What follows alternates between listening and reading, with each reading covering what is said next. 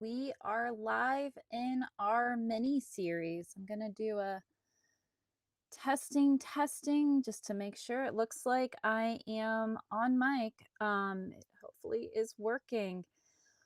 Welcome to our mini course series. We did a mini course on releasing our bedrock narrative back in the spring, so definitely take a look. I'll put a link down in the comments when this is all done so that you can take a look at that. And this quarter, we're actually going to do August and September. Going into October, we're actually going to really explore our living framework. And the living framework is from the Key Steps to Live a Happier and Healthier Life workbook series. The workbook series is kind of applied. It's how I have clinically kind of said these are the things that are important, and this is how we're able to become successful. And it's been kind of worked and reworked for the last 3 years. And we have the garden metaphor and tending the garden, which is what we're going to focus on today. And really, it's this whole idea about being present and letting life present and realizing that there is this flow to life, and life is not in a vacuum. That so many changing pieces, and even though there's such a flow and a change to life and what comes on and what is there, the body still has and the mind has some really predictable ways of showing up. And so what we're trying to do is know that if we let the living framework kind of take a part of our life, it can change everything in our life. And it starts with owning our own yard, and it starts with owning our narrative and our side of the street.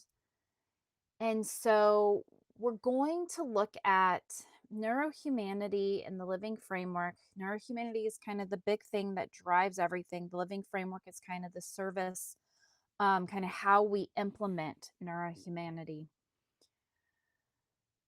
And in neurohumanity, we have these 3 paths, one human story. So we have the self, relationships, and work, and they're all interconnected. Have stress in one, and you'll have stress in the other too. You start to heal one, and you'll actually see an opening for compounded growth and healing in the other two. And so we're going to each week, we're going to kind of go through those. So they are all interconnected. I'm going to focus on one, knowing that we can apply the principles to self, to work, or relationships. We're going to start with relationships. It's easier to have conversations about one, but know that they're all going to blend together. And so as we own our own yard, this week is the theme of the week. We're going to have Cultivating Mental Blooms is going to talk about our very last Cultivating Mental Blooms. I had already written the article and it worked so well, I wanted to keep it. So I know I keep telling you this is our last week, but for real, I have scheduled all the other articles for the month. This is our last Cultivating Mental Blooms. It was a really good article, so there was no need to scrap it. I had already written it, and it just kind of pulls everything together on this owning your own yard and the weekly practice of tending your own garden. And the Neurohumanity Framework series is going to be when you leave your garden, the fear of the unknown and the quiet ways we're abandoning ourselves. And those 5 for Fridays is going to be 5 ways we are ignoring our own yard to tend to someone else's needs, because we are constantly in a place where we are tending other people's needs and we're reducing ourselves in that place where the interaction, someone else's anxiety feels like it's too much. And so we reduce ourselves. We just put a reel out as well on Instagram and Facebook. So if you're not out there, follow us at Empowering Wellness Counseling Solutions. You will find us, and it has me walking in a beautiful, what looks like an alpine field. We are in Alaska, and we'll be in Alaska for pretty much the remainder of August. And then we're going to see us through the on the Alcon Highway, through the Yukon Territory into Alberta, going to get to hopefully Jasper National Park, and then start dropping down through Glacier National Park hit Yellowstone, where my niece is. I hope to see her before she is off the work contract, and then start heading back to Florida. So we've got a really fun adventure. We've been on an adventure since April, and Em and I have been showing you little glimpses of us kind of out there really applying all these principles. So we're really excited to now have applied them. And now we're going to come back and talk with you and share with you some of those applications, the things that we are noticing and our own personal lessons learned, and how that's going to connect to helping you in your lessons learned. And so owning our own yard and tending our own garden means that not controlling everyone else's yard, not looking at and worrying about other people's weeds, and not standing at the fence line holding a clipboard and expecting other people's worlds. It's also about knowing that when we go into other people's gardens and try to tend theirs, that is 1.5 gardens that is left unattended for the community. And we talked about that, I think, 2 weeks ago, maybe last week. So, one of our last Cultivating Mental Blooms is a good one. Go look at it. And so, as we look at relationships, we look at the relationships with ourselves, we look at our relationships with others. And what we find, and why I wanted to focus on relationships as the 3 paths, one human story, is because it's where we start to notice how we are interacting with our own inner yard and how other people's inner yards are affecting whether or not we're interacting. It'll show us if we feel safe, where we brace, where we overfunction, where we avoid, pursue, shut down, where we're starting and trying to manage someone else's emotions, because being with our own feelings really feel way too uncertain. And so we're looking at the landscape and seeing the yard that we are standing in. Because you cannot tend what you refuse to see. And it's about awareness, acceptance, action. It's really being present and letting life present. And it's not meant to be harsh. Our nervous system, remember, that body is making reactions way faster than the conscious mind can keep up.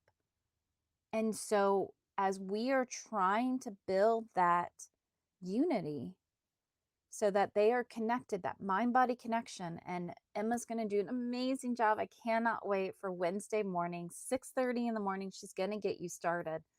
She's going to get you in a routine to start the day, and she's going to teach you about this metronome that and this pendulum that we're actually researching, and we've got a lot of really good information around this way to kind of to keep an allostatic flow and maintain an allostatic load that really nurtures us.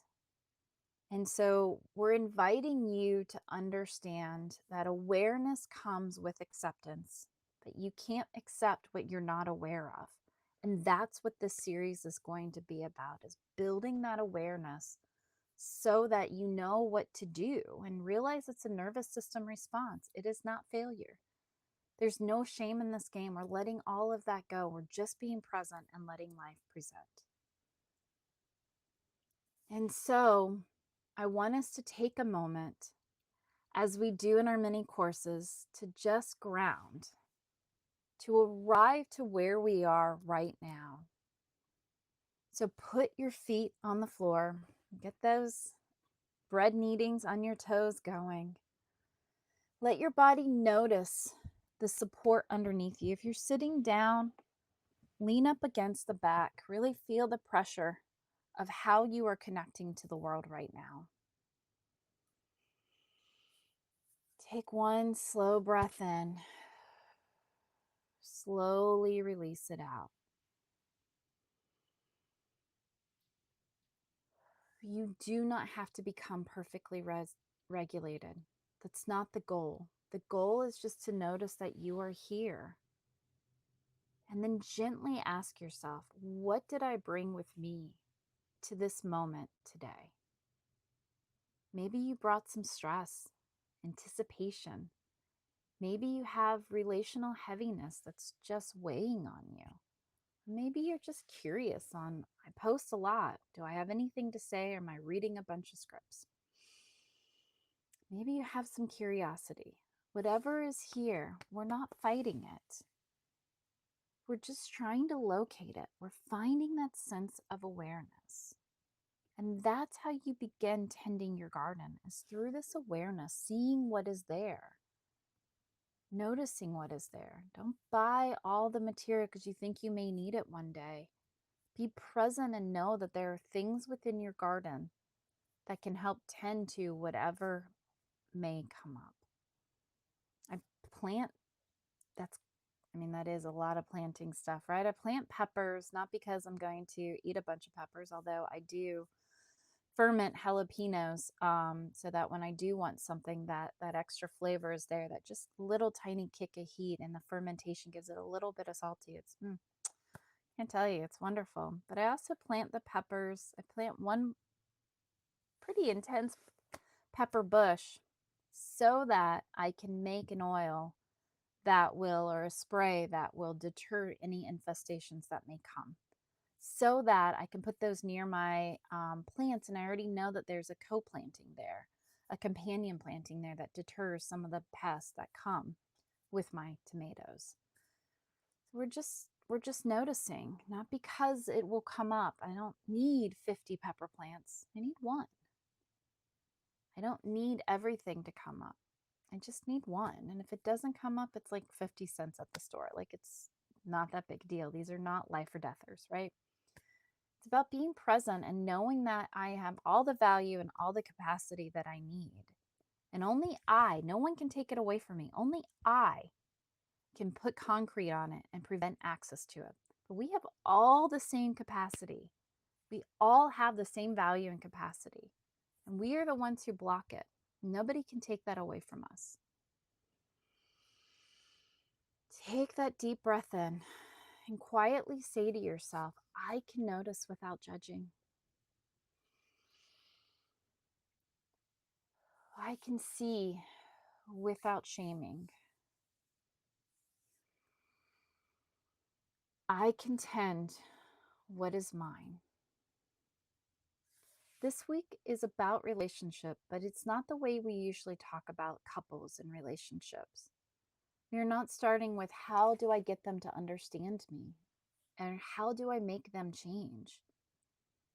How do I stop them from triggering me? It's not about shame and blame.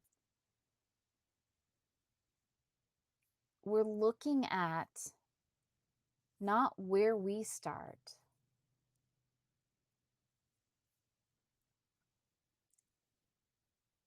but where are we showing up, and how are we responding, and where are our reactions? Stop looking at others as the mirror for ourselves, and realizing that we are our own entity. And they will shine a mirror, but they're not there to fix us. They're not there to improve us.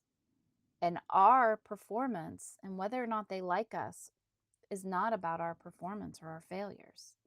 We own that for ourselves, who we are. And that's the living framework. And that's what we're going to start with, is what happens in me when I am in relationship. Because your relationship landscape is not only about the other person, it's 100% about your nervous system and how it responds when other people are activated. And what gets and what gets activated inside of you. I'm getting all excited. Do you pursue or withdraw? Do you explain too much? Do you shut down, get sharp, people please, collapse, become the fixer, assume rejection before it actually happens, feel responsible for everyone else's emotional needs? It's not random, it's learned. It's in the amygdala. It's your nervous system saying, when other people are dysregulated, this is what I have to do to keep myself safe. And they're also rooted in old learning. And their patterns can come from attachment, from nervous system patterning, from their own implicit messaging.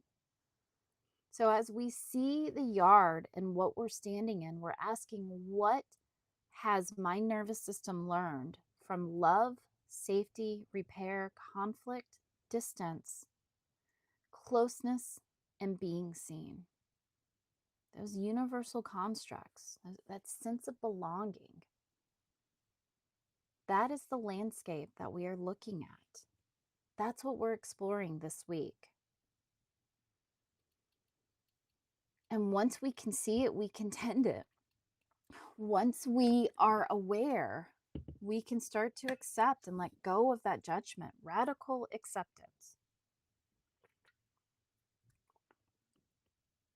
So let's take a minute to start to locate the landscape. In the chat or in the journal, that it's really good to have a journal with this. Start taking notes. But just in your own mind, finish the sentence. In relationships, I tend to protect myself by.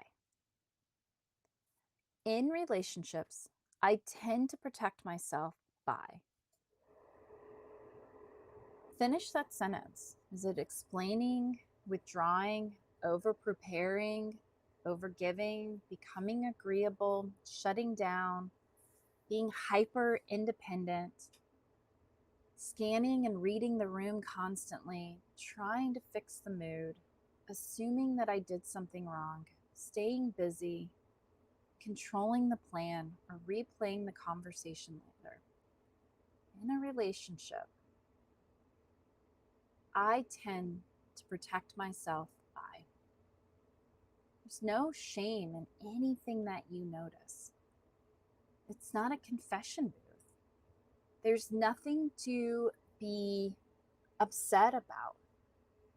It's just a walk in the garden, noticing that my peonies are starting to die off, that my lilacs are thriving, that fall is starting to come in, but there's still a lot of blooms that are happening on this pathway. So notice what is growing there. And I want you to pay attention to something important. A pattern can be protective and still no longer be helpful.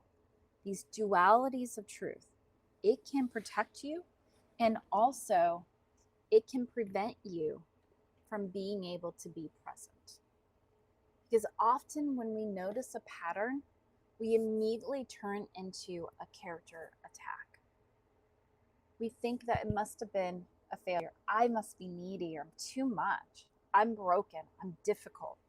I'm bad at relationships. And that's just not true.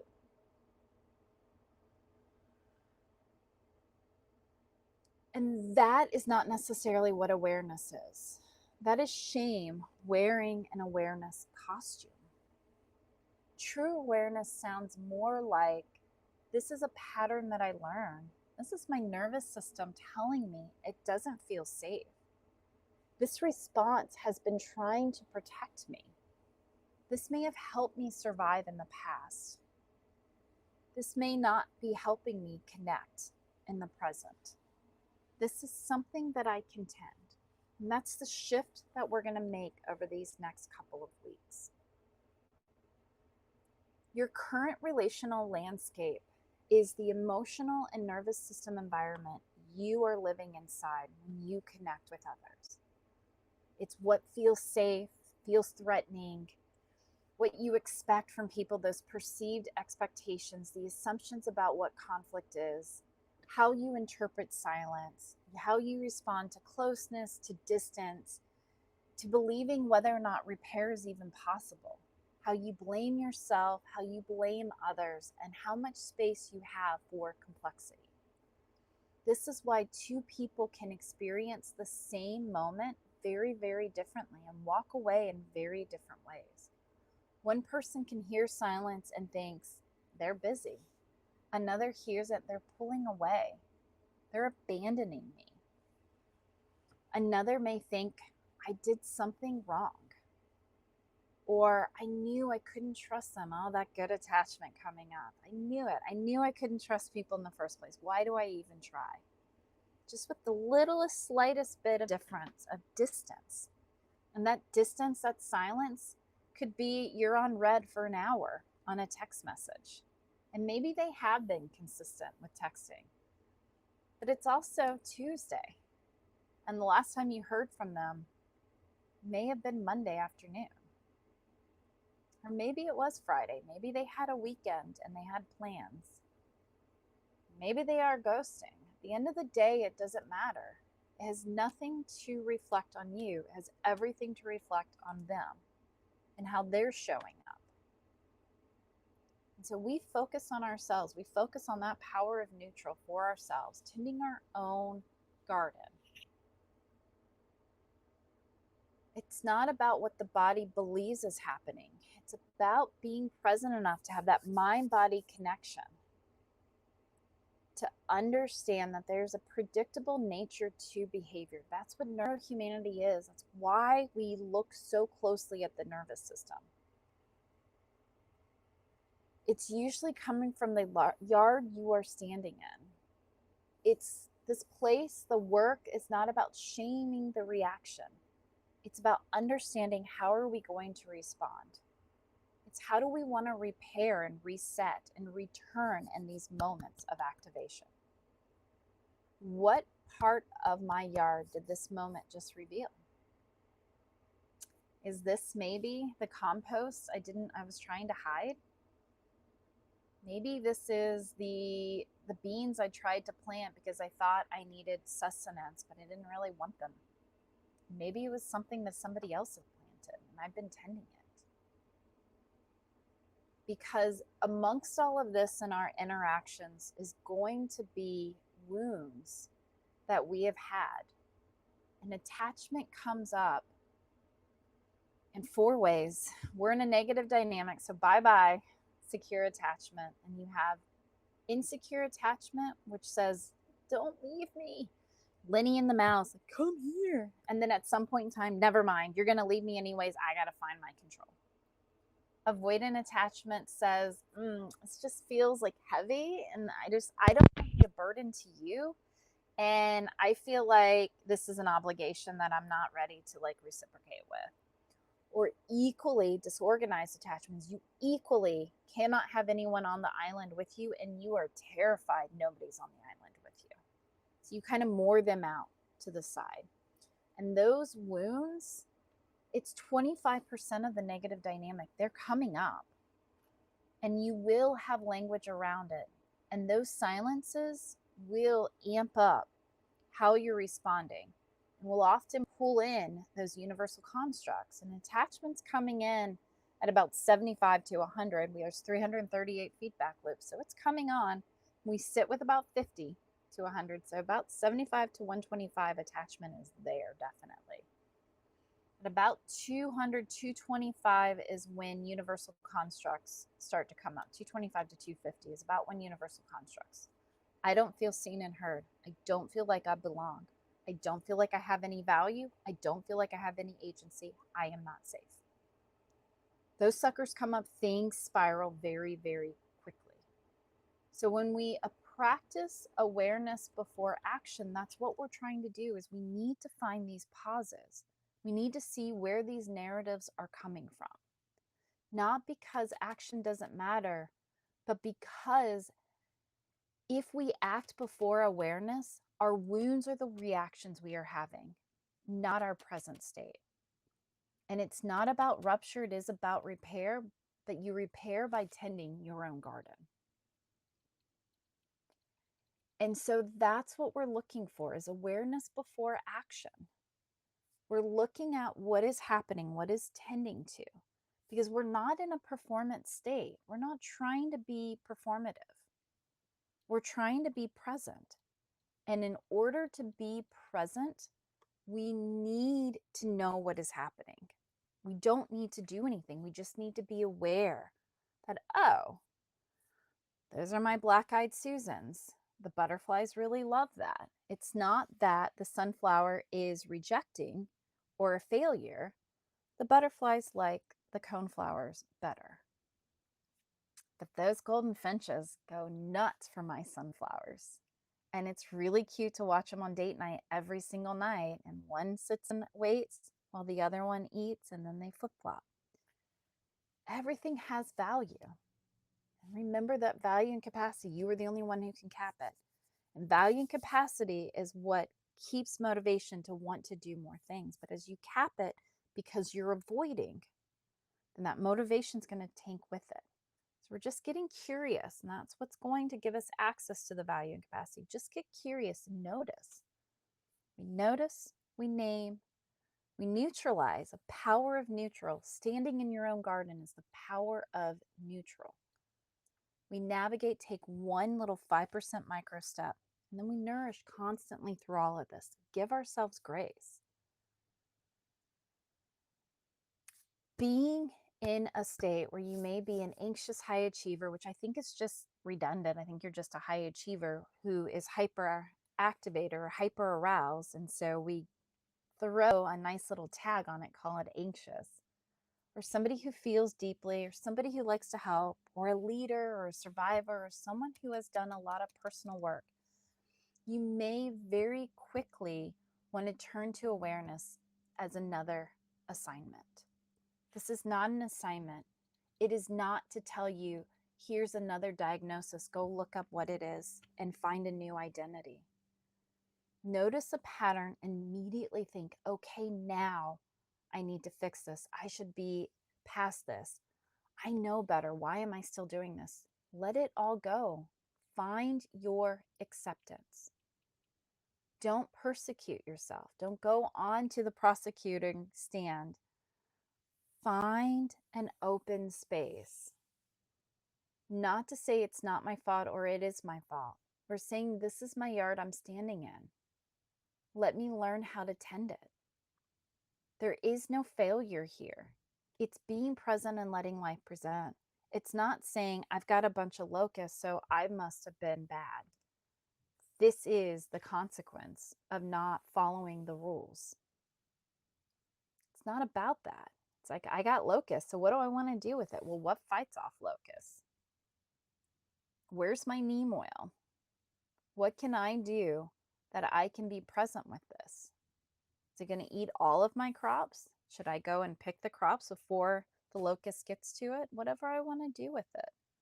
It's only a season, and then the crops come back next year. It's going to be okay. Ownership is access. It's not shame and guilt.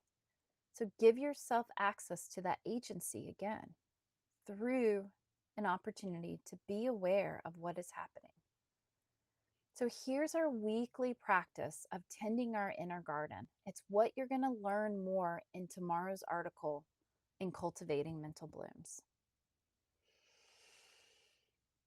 And it'll dive a lot deeper into this and explore what it means to stop living at the fence line of someone else's emotional world. Because many of us do not realize how often we're leaving our own yard to go tend somebody else's yard, to overfunction, to prevent discomfort, to leave our yard when someone else's mood becomes the weather system we organize our own day around. When you leave your yard, you get confused being loving with abandoning ourselves. This reduction of selves. So as I want you to look through the week, I want you to see what is mine to tend right now. What can I tend right now? That's the practice. What is mine?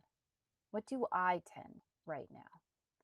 And then start to look at the 5 for Friday and start seeing, how am I ignoring myself? How am I reducing myself?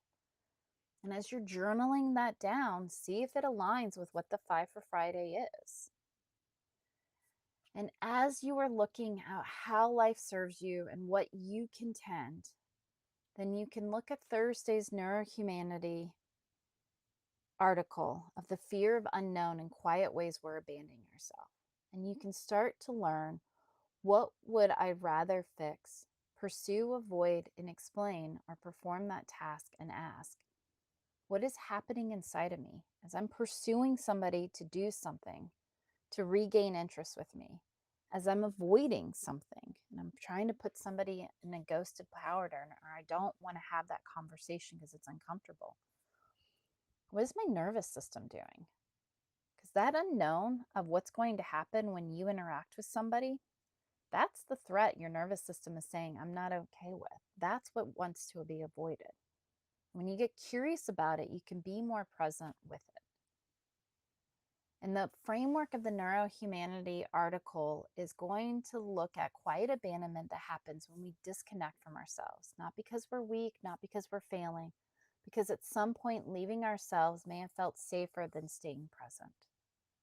And that's why all of this matters, is the more that we are present and aware, the more that we can have radical acceptance. It's not about our value, our capacity. It's not a predictor of our outcomes. Other people's behaviors are theirs. They have nothing to do with the narratives that we're running for ourselves. So here is your challenge this week. Start noticing what is in my garden to tend. And notice, where am I standing in my yard right now? Don't look at what's wrong with them or what's wrong with you. Don't try to fix, just be present. Am I standing in fear, old rejection, resentment, over responsibility, over performance, avoidance, longing, protection? Am I standing near a fence line and trying to manage someone else's yard? And then try this mini practice. Name one recurring relational pattern without blaming yourself or the other person. So when I feel distant, I tend to pursue. When I feel criticized, I tend to defend. When I feel overwhelmed, I tend to shut down. When I feel uncertain, I try to control with a plan. When I feel someone is upset, I abandon myself to restore connection. That is enough. That is what this week is here to do, is show awareness, not fixing the whole garden, not scraping it all down and saying this is stupid and then trying to rebuild by buying everything at Home Depot. It's about seeing the landscape for what it is and refusing to compromise on it, to see the beauty that it has to offer. That is where we're beginning. That is owning our own yard. And that is the first step of the living framework, is this idea of awareness, being present and letting life present. I'll see you on the inside for our weekly articles. Definitely check out Emma, who's going to get started on awareness in the pendulum. It's going to be so beautiful. This has been a great opportunity. We have so much to explore in the coming weeks, and really understanding what we're doing in neurohumanity and why we're doing it. We're getting at the root cause of behavior. We are seeing things across the board in health sciences that have never been explored, are able to show and document how these connections are making. And we're doing it right here live with you every Monday at 2:30 p.m. So get your lessons for the week, and then we'll have the Neurohumanity articles. We'll have Emma's training at 6:30 a.m. Eastern Standard Time on trying to build a cadence in your day, learning what these metronomes and pendulums are, this flow that is coming out of all of the research and work that we're doing. I'm Jennifer Evans with Empowering Wellness. Thank you so much. Please subscribe, stay tuned so that you can get notifications and you can start working on this. Tomorrow we'll have the worksheet that also will come out. Actually, it's going to come out today, a little later today. Next week, it'll show up on Tuesday, so that you can actually, it's the rooted model. It goes through each part of being able to not only find awareness in these videos, it actually lets you apply the acceptance in action. So there are specific things beyond just where am I tending the garden. So lots of great information. Definitely go get it. Thank you so much. I'll see you next week.